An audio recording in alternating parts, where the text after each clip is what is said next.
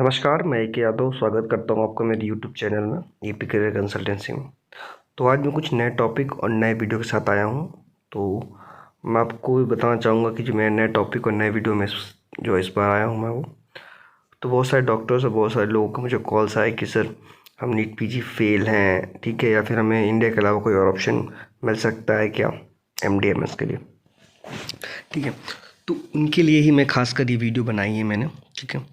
तो आज मैं उस कंट्री की बात करने वाला हूँ जहाँ से अगर आप पीजी करते हैं तो वो फुल्ली रिकॉग्नाइज्ड है इंडिया में, आपको कोई अलग से कोई एग्ज़ाम नहीं देना है, ठीक है। या फिर ऐसा नहीं है कि आप इंडिया में आकर प्रैक्टिस नहीं कर सकते हैं, ठीक है।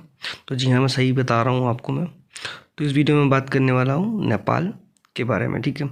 नेपाल में आपका पीजी में या फिर एमडीएम में पीजी कहूँ या फिर आपका एमडीएम में सिंपल में कैसे एडमिशन हो सकता है, क्या क्या एलिजिबिलिटी क्राइटेरिया रहेगा, कौन कौन से कॉलेजेस या फिर यूनिवर्सिटीज़ के आपके पास ऑप्शन रहेंगे, ठीक है। तो सबसे पहले मैं बता दूं आपको, अगर आप पीजी करना चाहते हैं नेपाल से तो सबसे पहले आपको एक कॉमन एग्ज़ाम देना पड़ेगा नेपाल का, जो कि एमएससी नाम है उसका, जिसको आपको नेपाल मेडिकल काउंसिल ने रिसेंटली ही इंट्रोड्यूस किया है, ठीक है। जैसे हमारे यहाँ नीट पीजी और नीट यूजी है, सेम वैसे ही उन लोगों ने भी एक एमएससी का एग्ज़ाम, कॉमन एग्ज़ाम कंडक्ट कराने का निर्णय लिया, ठीक है। जिसके फॉर्म अभी चल भी रहे हैं, शायद फॉर्म भरे भी जा रहे हैं, ठीक है। 26 दिसंबर उसकी आखिरी डेडलाइन है।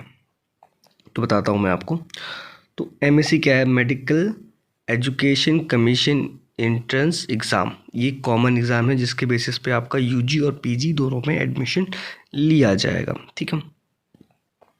तो हमारे पास यूनिवर्सिटी या फिर कॉलेजेस कौन से ऑप्शन में अवेलेबल रहेंगे पीजी के लिए, ठीक है। तो पहले मैं बता दूँ आपको, जो BP Koirala institute of health science है, ये हमारा एक ऑटोनोमस बॉडी है, ठीक है, जिसमें टोटल 700 बेड हैं, टीचिंग बेड्स हैं, ठीक है। तो इसमें आपका एमडीएमएस के ऑप्शंस अवेलेबल रहेंगे सारे। तो मैं अभी आपको फ़ीस स्ट्रक्चर के बारे में नहीं बताऊंगा, फ़ीस स्ट्रक्चर के लिए जुड़े रहें, मैं आगे आपको फ़ीस स्ट्रक्चर और ब्रांचेस के बारे में भी डिस्क्लोज़ करूंगा, क्या फ़ीस स्ट्रक्चर रहेगा, पर ईयर क्या फ़ीस जाएगी, ठीक है। और बाकी सारे प्रोसेस मैं आगे आपको डिटेल में बताऊंगा, ठीक है। पहले बात कर लेते हैं बीपी कोराला के बारे में, ठीक है। तो जो बीपी कोराला है आपकी, वो आपकी एक ऑटोनॉमस बॉडी, जैसे मैंने आपको बताया, ठीक है। तो उसकी लोकेशन क्या है कि कहाँ पे सिचुएटेड है, क्या कहाँ पे है, तो मैं आपको बता दूँ, ये एक सब मेट्रोपॉलिटन सिटी है जो कि धरान, ठीक है, नेपाल में धरान है, वहाँ पे सिचुएटेड है इन संसारी डिस्ट्रिक्ट जो है वो संसारी है। अब मैं बता दूँ ये बीपी कोराला इस्टेब्लिश कब हुआ था, तो ये हुआ था 18 जनवरी 1993 में ये इस्टेब्लिश हुआ था। आपकी इसमें जो यूजी, जो आपकी एमबीबीएस की सीट्स हैं टोटल मैं बता दूँ, वो 100 सीट्स हैं एमबीबीएस की, और 50 बीडीएस की सीट्स अवेलेबल हैं, ठीक है। ये अदर और भी कोर्सेज कराता है, ठीक है, बीएससी नर्सिंग वगैरह भी ये कराता है। बाकी हम अभी फ़िलहाल हम पीजी के बारे में हम बात करेंगे, ठीक है।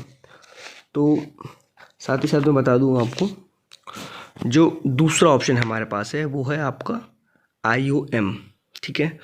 तो IOM है क्या है, उसका टोटल नाम बता दूँ आपको मैं, इंस्टीट्यूट ऑफ मेडिसिन, ठीक है, जो कि सिचुएटेड है in the capital city of Kathmandu, ठीक है, जो कि स्टैब्लिश हुआ था 1972 में, ठीक है।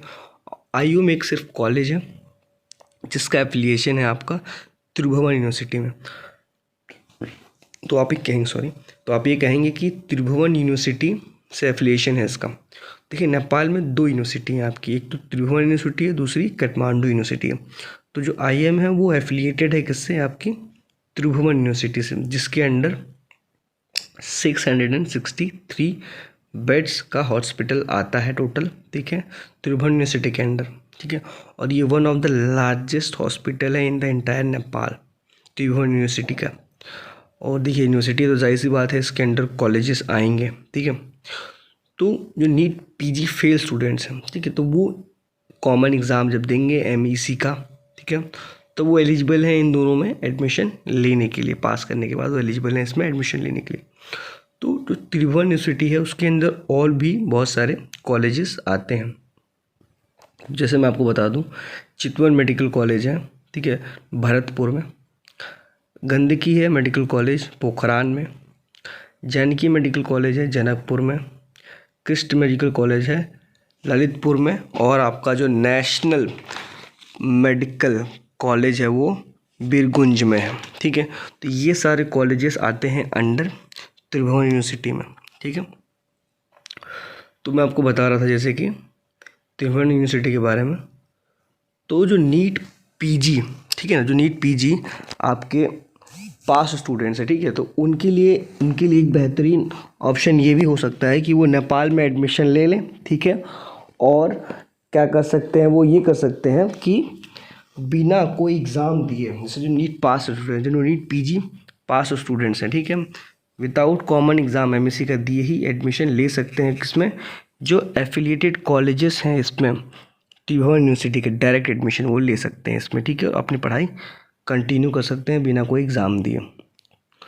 ठीक है, तो अब हम बात करेंगे, लेकिन नीट पीजी फेल स्टूडेंट्स के लिए ऐसा नहीं है, उनको कॉमन एग्ज़ाम देना ही पड़ेगा, वो मैंडेटरी है उनके लिए। ठीक है, बाकी हम बात कर लेते हैं, ठीक है, फ़ीस स्ट्रक्चर के बारे में अब। ठीक है, तो जो आपका जो फ़ीस स्ट्रक्चर जाएगा नेपाल पीजी के लिए, ठीक है, तो फार्माकोलॉजी वगैरह की जो फार्माकोलॉजी की आपकी फ़ीस है वो 10,000 USD पर ईयर की फ़ीस है। ठीक है, बाकी आपके जो अदर ब्रांचेस में अवेलेबल रहेंगे, ठीक है, बीपी कोराला में बता देता हूँ आपको, वो है आपका MD radiology, MD dermatology, MS ortho, MS OBG और MD मेडिसिन, MD पीडियाट्रिक और आपका MS सर्जरी और MD secretary and MD anaesthesia. ठीक है, तो ये सारी ब्रांचेस अवेलेबल रहेंगी, जिसकी जो लोअर क्लिनिकल ब्रांच है उनकी फ़ीस है आपकी 30,000 USD पर ईयर की। और साथ ही साथ जैसे मैं आपको शेयर कर रहा हूँ स्क्रीन पे, आप देख सकते हैं जो other branches available higher clinical branch है उनकी फ़ीस है आपकी 50,000 USD पर ईयर की। ठीक है, तो जो 50,000 USD पर ईयर की जो फ़ीस है उनका मतलब आपका 37,50,000 पर ईयर हो गया। ठीक है, बाकी जो आपकी 55,000 USD पर ईयर है उसकी फ़ीस आपकी अप्रॉक्स 41,25,000 पर ईयर हो गया। ठीक है, तो कुछ आपको अपना बजट समझ में आ रहा होगा कि अगर आप नेपाल में पीजी करते हैं तो आपका अप्रॉक्सली क्या बजट जाएगा। ठीक है, बाकी मैं बात कर लेता हूँ, अगर IOM के लिए आप देखते हैं क्या ब्रांचेस अवेलेबल रहेंगी, तो आपके पास सेम जैसे ब्रांचेस हैं आपकी MD रेडियोलॉजी है, MD डर्मेटोलॉजी है, MD मेडिसिन है, MS ऑप्टोमेटिक है, आपका MS जनरल सर्जरी है, MS ENT है, MD एनेस्थीसिया है, ये सब ब्रांचेस भी अवेलेबल रहेंगी। ठीक है, तो फीस वगैरह अगर आप जानना चाहते हैं, आपको क्लियर नहीं शो हो रहा है, तो आप मुझे प्लीज़ व्हाट्सएप पे मैसेज डालें, हाय फ़ीस नेपाल, मैं आपको फ़ीस स्ट्रक्चर भेज दूंगा। अदर डिटेल्स भी आप अगर चाहते हैं, कैसे एडमिशन लेना है, क्या प्रोसेस रहेगा, MSc का फॉर्म कैसे डालना है, कब तक डेडलाइन है, वो भी मैं आपको गाइड करूँगा। 26 December is the last date of MSc form, और कैसे भरना है, क्या चीज़ें हैं, वो सब आपको गाइड करूँगा, क्या डॉक्यूमेंट्स लगेंगे, हर चीज़ आपको A to Z मैं बताऊँगा इसमें।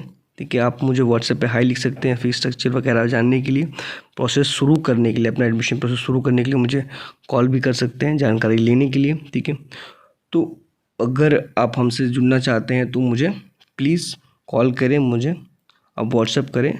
ठीक है, तो अगली वीडियो में मैं आपके साथ रहूँगा, नेक्स्ट वीडियो में कुछ मैं और टॉपिक के साथ आऊँगा। तो तब तक के लिए अलविदा।